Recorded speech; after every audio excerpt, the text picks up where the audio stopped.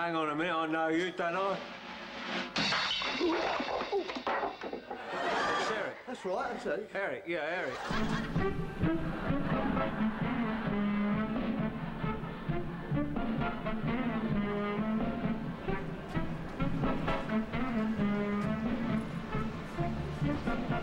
I interviewed Eric Sykes when he was 85. He was almost totally deaf. He hid his deaf head in special spectacles, and his eyesight was nearly gone, but he had peripheral eyesight. The occasion was the publication of his autobiography. We try to keep it quiet. Yes, I know. But there's a time when these things have to be known to the public. Right, we've got to come out of the closet, I think, the expression is.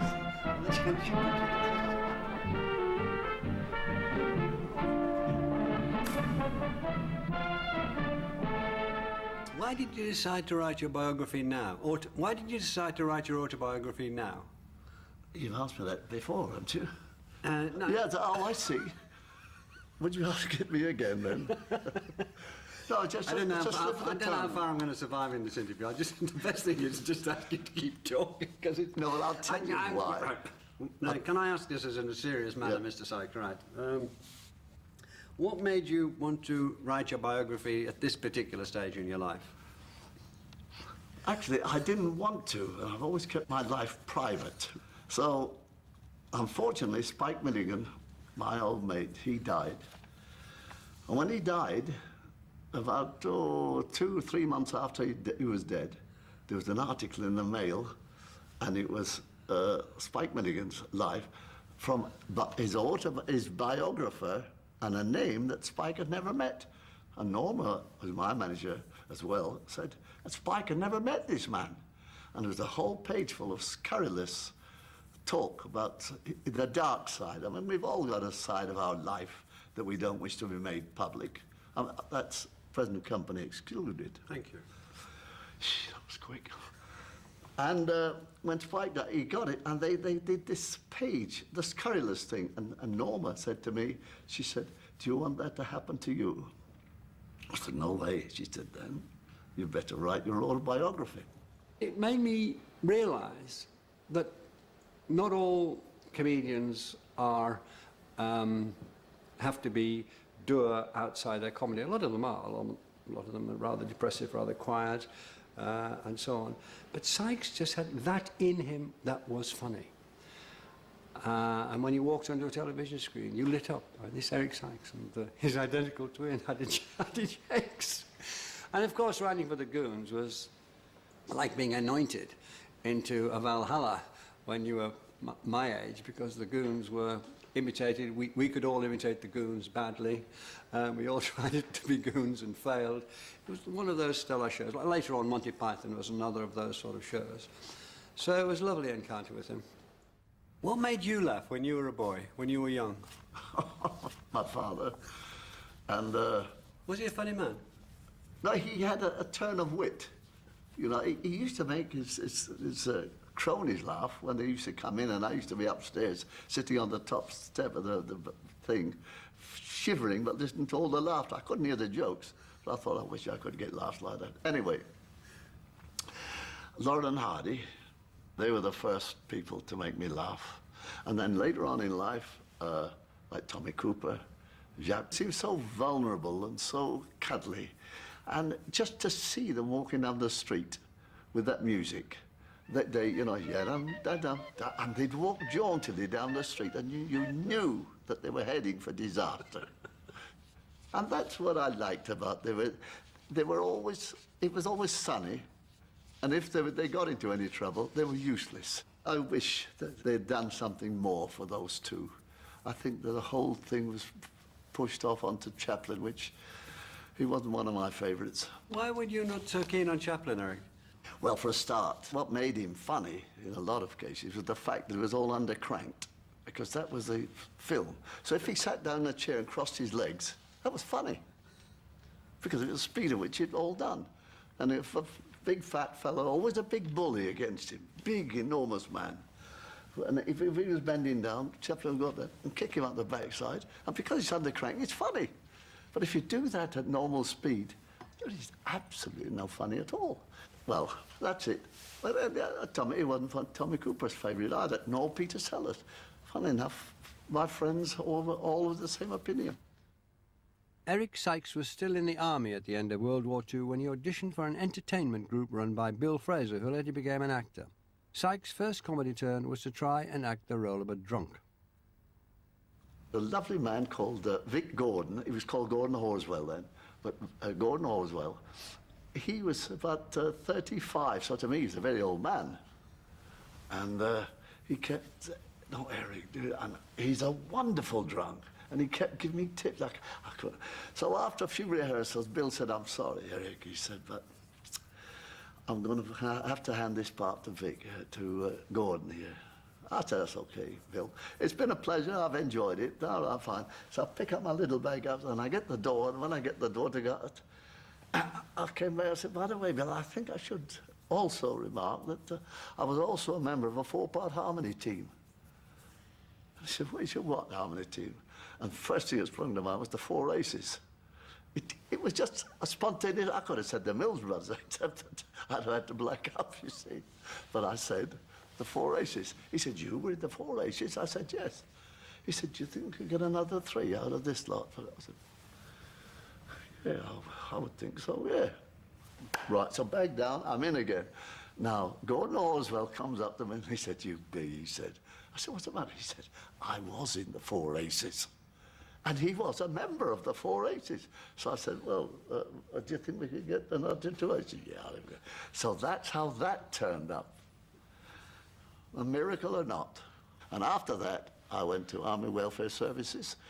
I was principal comedian in a show called Strictly Off the Record. And when I was demobbed, that's how I was determined to go into the business. A few years after the war, Sykes was approached by the comedian Frankie Howerd to write some of his scripts. He went to see Howard, who was appearing in a pantomime in Leeds. So he said, well, this is Get Made Up of the Man. And he said, well, do you think you could write for me? Oh, I said, yes.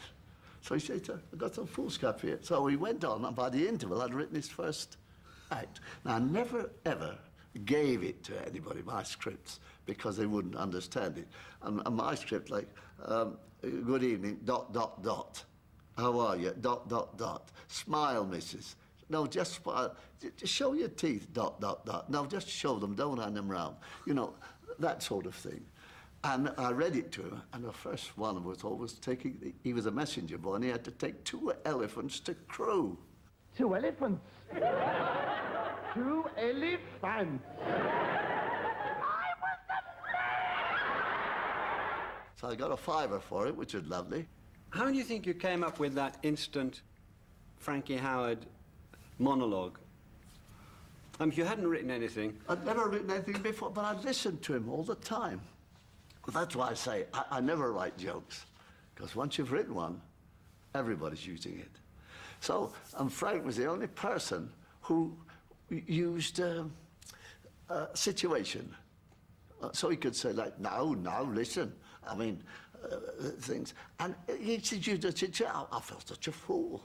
And when he said things like that, it's laughable. I was only writing what he could do, and if I'd given it to him, he probably wouldn't have understood. But when I did it, he was laughing, because all in his mind, he could see himself doing it. And it was a winner. Taking 2 elephants to Crewe, and he had to go take him on the tube. He said, just find out. He said it was the rush hour. So I had to tie one up the chocolate machine. I'd take eyes off. And then when I came back, there it was, gone. You know, and anyway, that's the sort of thing. A lot of the people who were involved in the Goons and the proto-Goons, you know, Milligan, Benteen, Eric Sykes and so on, maybe the war made them look to a more surreal sort of comedy rather than a naturalistic comedy. You know, it was a relief from that. Or maybe, if you've been through war, surreal is real. Because certainly it was a very different sort of comedy from that before the war, which is really music hall, gag telling, and leaving with a song. And this was very, very different. Did you get any credit for these scripts? You were writing for... No, this is an important thing. Yeah. After, I was very well known in the business, because everybody, like Alfred Mars, things, Norman Wisdom, all wanted me to write for them, which I did. And I said to the producer after one Variety Bandbox, at the end of the series, I said, when we do the next series of Variety Bandbox, could I have a credit, like script by Eric Sykes? And he said, no. He said, no, Eric. He said, when people listen to Frank, they think he's making it up as he goes along. If they thought it was all written down for him, he'd lose a lot of fans. Now, would you want him to do that? And of course, I had to say no, because Frank was responsible for my being there anyway. Little lovely Spanish actor. What are you doing here? I'm here to brighten up the script and to fight the dreaded Spanish taboo. What was it like working with Spike Milligan on the Goon Show? Well, it was violins and roses for the first few weeks. And then, you see, because Spike was, he had to write the thing himself, you see, every week. And it's a hell of a task having to write a half hour on your own, especially something as popular as the Goon Show. And he was going down and down, and he asked me, would I help him out of a hole for the time being? And I said, yes. I wasn't too busy. Yes, okay. So we wrote together, and we spent whole days, afternoons sometimes, laughing over one scene, because we didn't know how to end it. I'll always remember the scene because we both loved Blood Knock, you know. Oh, I never went near the till. You know, he was a liar. And he had this inspector come in to say, yes, sir, what can I do for you? He said, I'm looking for Dennis Bloodknock. Oh, well, I'm Arthur Bloodknock. Dennis is my brother. He's not here at the moment. And he said, well, it's only that he's the beneficiary of a will. You know, he's been left £20,000. Oh, well, as a matter of fact, Dennis is in the next room. I'll go and get him. So you get the door open, the door closed, and then the door open. My brother tells me that you want to see me. He said, are you Dennis Blood? Yes, that's me. He said, yes, sir. So he said, can you, but you look exactly like, it's just we're twins. We're identical twins. So he said, I'd like to see your brother again. Oh, by all means, my brother Dennis said, you want to see me? And he said, yes. So he said, I want to see you together. He said, I can't do that, sir, I can't. It's not. No, it's not. He said, well, unless I see you both together, I can't. And, oh, very well then. So he goes out the door, and he comes in, he says, here we are. He said, there's only one of you. He said, Gad, it's the curse of the Bloodknocks. Well, I mean, we laughed because we laughed at this man. And when you get wrapped up in a thing like that, anyway, I helped him only because I was copying his style. I was invited to go to the Players Theatre, and I was really enjoying it. And the last act come on, and she was obviously the favourite, was Hattie. And she came on saying, my old man said, follow the van. And she sang that, and it was the most, she had such a personality. Now, at the end of it all, she leapt into the air and landed in the splits. And of course, the place erupted. Well, I've never seen, I was amazed, and so I was besotted. Stars shining bright above you. Say night and Christmas. How did the idea of Sykes evolve then? The television? Johnny Speight comes up with a pilot script for Sykes. I read it and I said, this is very funny, John. I said, I've only got one objection. You have Hattie and me down as husband and wife. So I said, well, we're not husband and wife. We're brother and sister. Oh, he said, no, I know. I said, and more than that, we're twins. He said, twins? Yeah, and more than that, we're identical twins. You know that 1 3 down 5 letters, brother and sister born at the same time? That was twins. I put that in. No, you put twits. After the first series, Eric became the main writer. Sykes regularly attracted audiences of 17 million and ran for 20 years until Hattie's death in 1980. I've just seen the episode with Peter Sellers, which But you just laughed all the time. You see, Peter and I, we had a great rapport because he enjoyed what I enjoyed, you know, like pictures. And that's why he'd agreed to do this. That was the first and only time he ever went into anything on television, was at our little show. And I'll tell you what, you say you laughed. Well, we laughed. I'll tell you why. Because at the end of the camera rehearsal, when everybody goes away to get made up and dressed and things like that, and we hadn't seen Peter from that rehearsal to the night. Now, I've got my back to the front door. He comes in, you see. Like this, I'm saying, you know, it's a boring life, this. Nothing ever happens. There's a knock on the door, and Hat goes and answers it. Well, when she answers, I can hear her sniggering. But I can hear Peter laughing. And I think, what's going on here? And then the audience are laughing. Then there'll be a penny for the guy, and the first Noel. Young Conservatives. Then Happy New Year. Nothing ever happens. Why doesn't something different happen?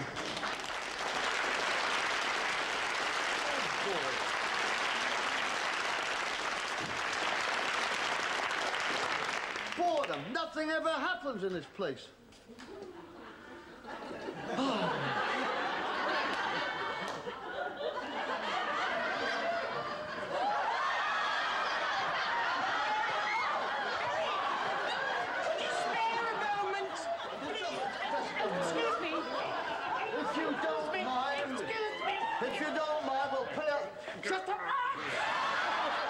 Now, at the end, to get away, because he's a skiffy, he comes out in a frock.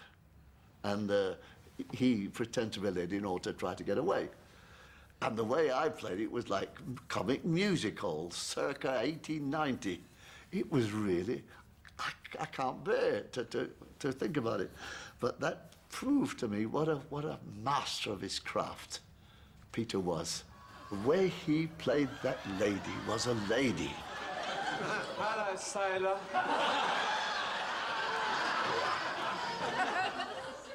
Do not wait up for me. I might be a bit late. Constable! Oh, yeah. Lovely, man. Thank you, Madeline. Peter Sellers had also been keen to appear in Eric Sykes' film The Plank, but a chance to work with Stanley Kubrick in Dr. Strangelove meant that Sykes had to find someone else. I think of Tommy Cooper. It was an inspirational choice. And God bless Peter, but had Peter done it, he would never have been as funny as Tommy was. And then Tom came on and said, this is what we're going to do. And Tom, yeah, I like it. Yeah. And so he was fine. It's all up here. Because when a film is silent, what are you going to put on the paper? First week, we knew we were on to a winner. Because the phone was ringing of artists wanted to be in it. Talking about The Plank, which was, of course, Eric Sykes' masterpiece, he was a man who was deaf and getting deafer, and that must have been a joy for him to do a piece of visual comedy, and maybe he would have liked to have done more. Presumably, you can talk to Rowan Atkinson and Richard Curtis about Eric Sykes' influence as well, because Bean can trace its way back to The Plank, and The Plank can trace its way back to, of course, all the silence. Perhaps being deaf, we could describe Eric Sykes as being the Beethoven of comedy. But we won't. Have you ever thought of retiring? Today? Oh, you mean you're retiring? No, because life is so exciting, still exciting for me. And I see no point in going to the old knacker's yard. You've had a great life by the sound of it. I mean, you've made so many people laugh. So many people must come and say, more or less, thanks for making me laugh so much and having such a good time watching you and listening to you. If I can still make people laugh, then that's what I'm here for. And I'm still having, I mean, here we're sitting here in the Palladium. I mean, when I was in the working in the Palladium, I wouldn't have got this far. Just to the dressing room and out with a number on my back. Thank you very much. It was terrific. Thank you very much. No, thank you, Melvin. It's been a great interview.